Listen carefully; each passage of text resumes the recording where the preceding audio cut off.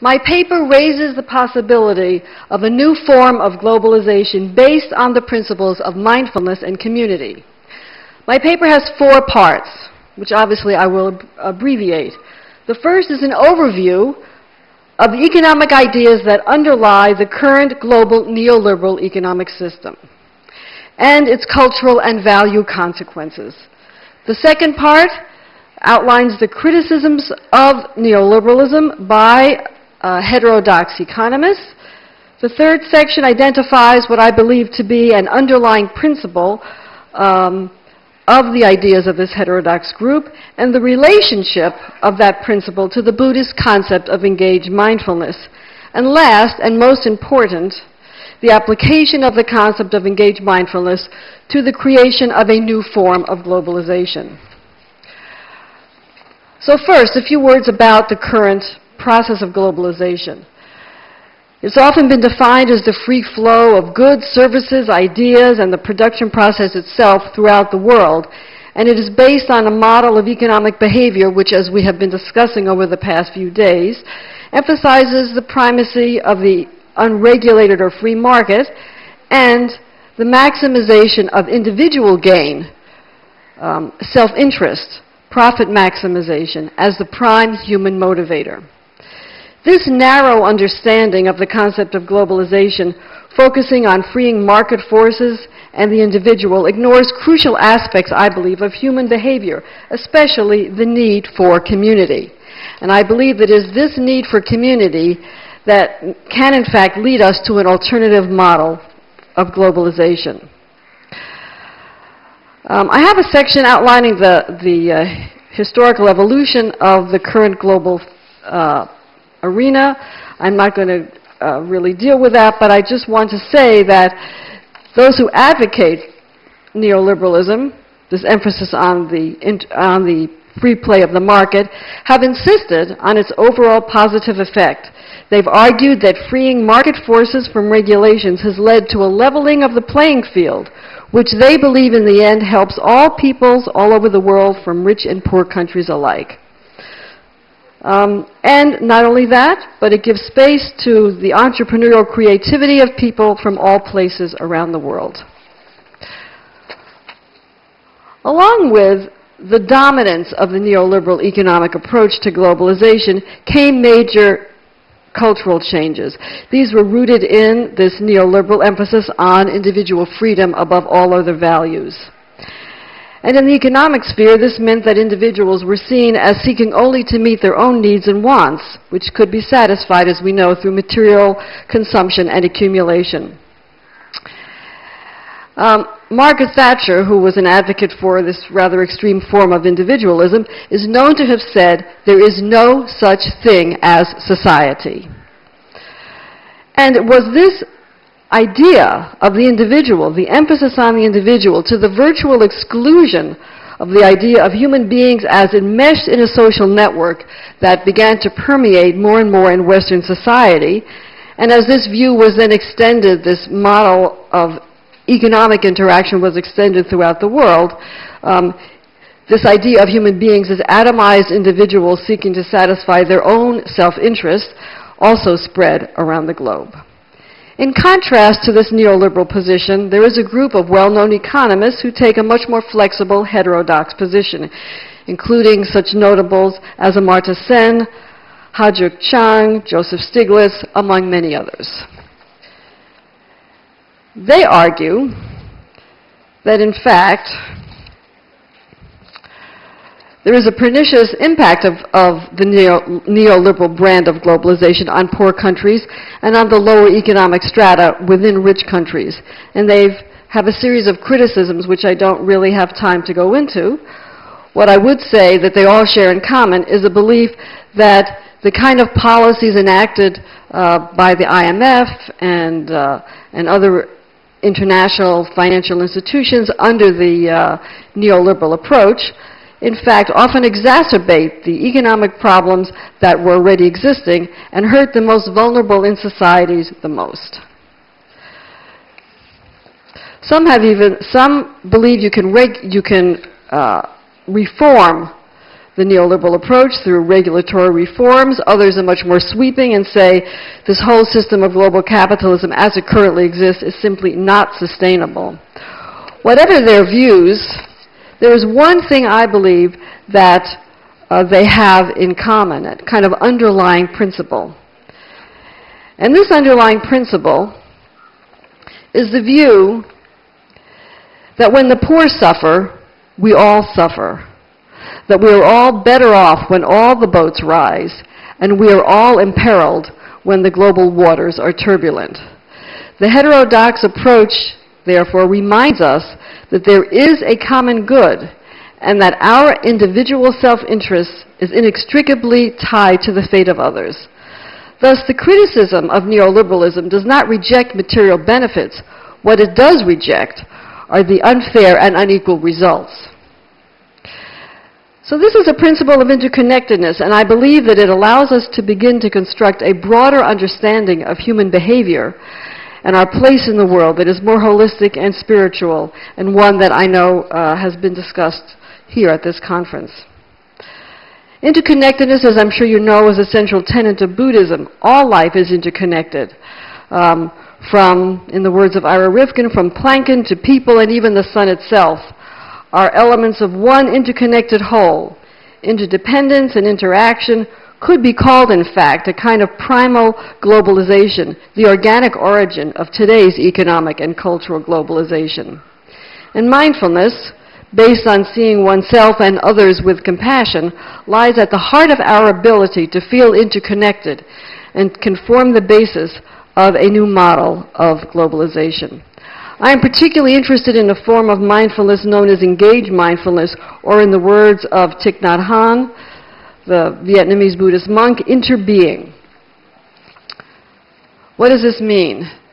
It means that not just that we dwell in the present and we learn how to be present and we start seeing and accepting ourselves as we are, but we also see ourselves as part of a larger environment. Far from cutting oneself off from the world, mindfulness instead should heighten our awareness of our environment. In the words of Thich Nhat Hanh, bring the practice from the meditation hall into our daily lives, penetrate the activities of everyday life. As a result, the practice of mindfulness reminds us of our connection to all living things, to nature, therefore reinforcing our sense of common humanity and our role as stewards of the earth. Now, can this heightened awareness of our interconnectedness lead to some kind of action? I believe the answer here is yes.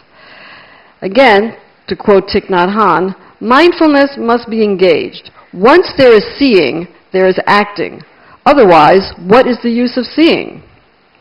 And when he talks about interbe, he says, to be is to interbe. We cannot be by ourselves alone. We have to interbe with everything. This state of interbeing brings with it a responsibility, because each thing helps to create the other. We are all responsible for the world's ill. The affluent society and the deprived society interbe. The wealth of one society is made of the poverty of the other. Thus, to live in this world is to be a creator of its good and bad features, and to be responsible for doing one's part to ameliorate the bad. Therefore, engaged mindfulness provides us a vehicle for maintaining and strengthening our sense of common humanity and for building new forms of participation and problem solving. In effect, engaged mindfulness acts as a call to social action. Now, there are a number of examples that I want to give in this last section, which I consider to be the most relevant for the theme of the conference. And I want to start with an example of something that happened in Japan in the aftermath of the earthquake.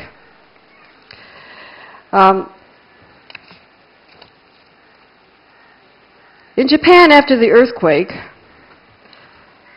Japanese who lived outside of the area that was directly affected by the earthquake and the ensuing tsunami changed their behavior, their economic behavior. They chose, in fact, to sacrifice immediate economic gain for social solidarity.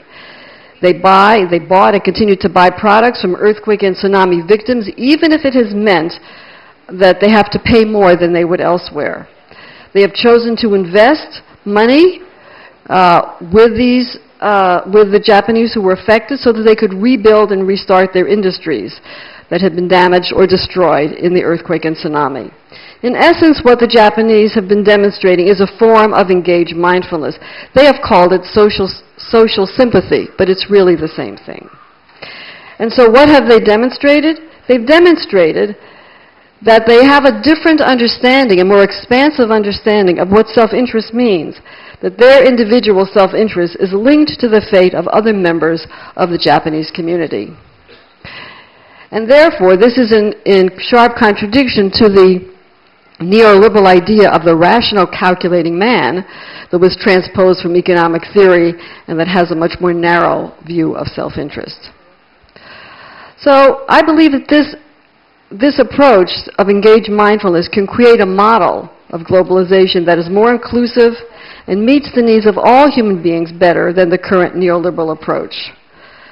There are a number of examples that I could give in addition to this one from Japan, and I want to talk about a couple of them at the international level.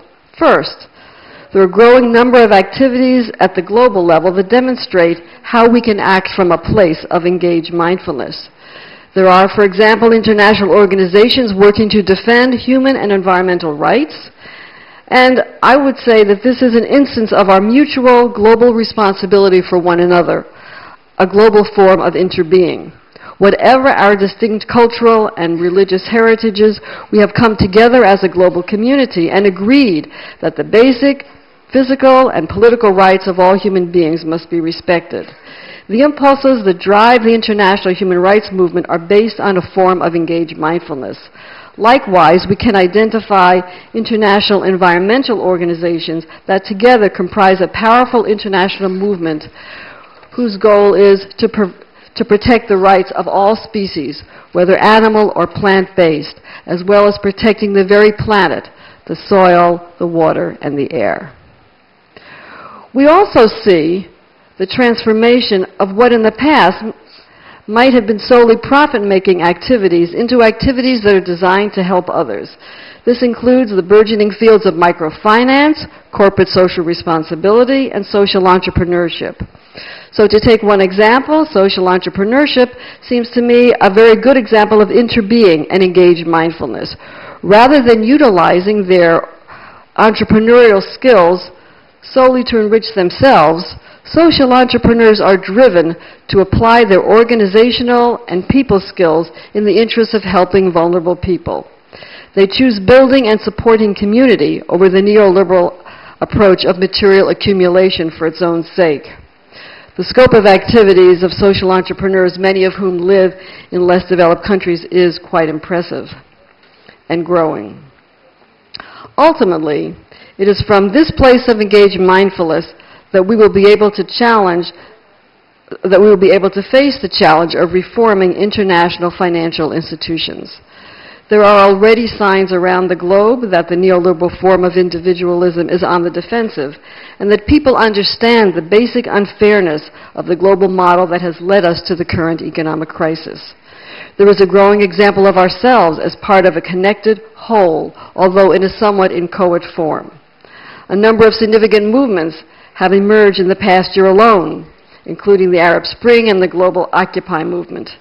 These, along with other nonviolent groups, are attempting major change that will move the world towards a more equitable and ultimately peaceful global community. If we take the case of the global grassroots movements fostering social and political solidarity that began with the Occupy Wall Street movement, we can see that we could ask, did this movement spring from engaged mindfulness? Although some might say no, I argue yes. If we consider that these are groupings of people who have come together because they see their common humanity and are struggling for a common cause.